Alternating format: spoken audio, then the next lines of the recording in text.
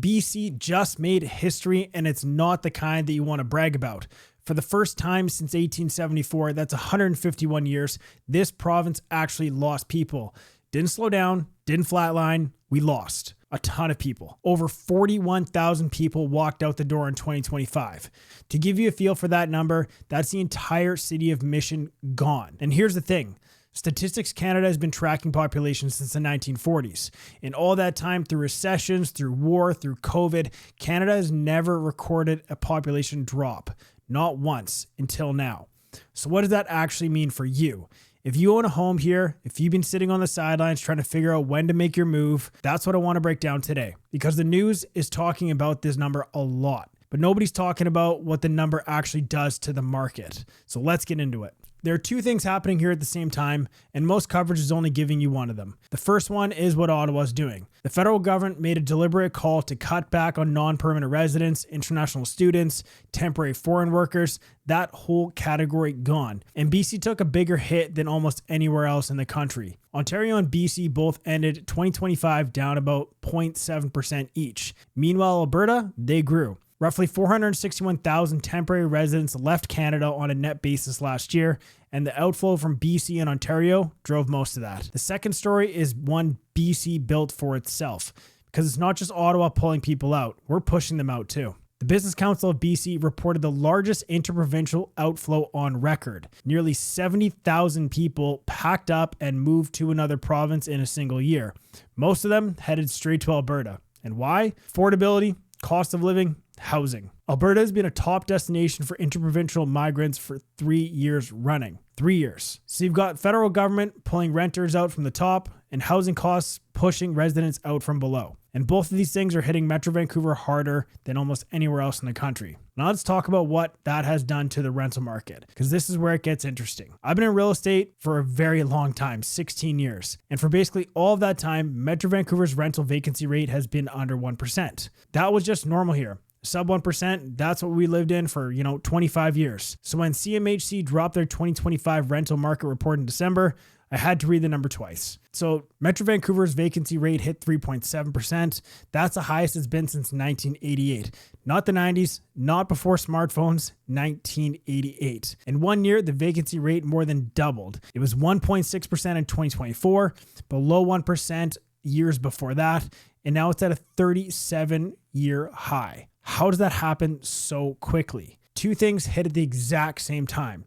Supply and demand went in the complete opposite direction simultaneously. On the supply side, almost 11,000 new purpose-built rentals completed in Metro Vancouver in 2025. These are projects that broke ground 3, 4, 5 years ago when the market looked completely different.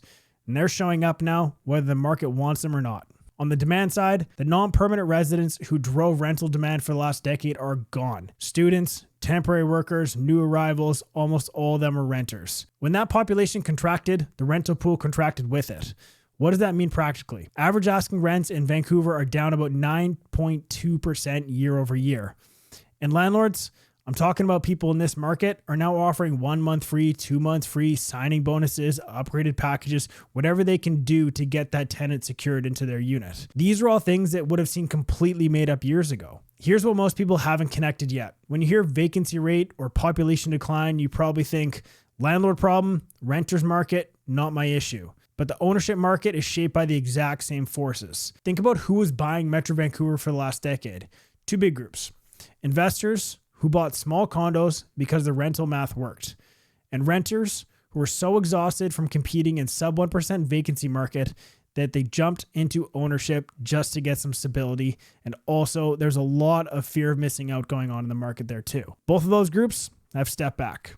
Investors have pulled back because you can't make the numbers work when vacancy is at a 37-year high and rents are falling at the same time. And renters who used to be burned out, they've got options now. Nobody is panic buying out of the rental market when landlords are handing out signing bonuses. So two of those biggest buyer pools in this region have gone quiet at exactly the same time. And that's showing up in the inventory numbers. Fraser Valley, as of March 2026, 9,211 active listings. That's 50% above the 10-year seasonal average. And the sales to active listing ratio is sitting at 11%. For reference, a balanced market runs between 12 to 20%, and I consider it closer to the 20% mark. We are in buyer's market territory, and we've been here for a couple years. Greater Vancouver tells the same story. 12,628 active listings in January, about 38% above the 10-year average. Sales are running at their lowest pace in over 2 decades, and prices are reflecting it, coming down month over month. Benchmark detached home prices in the Fraser Valley down 8.7% year over year. Townhomes down 7.3%.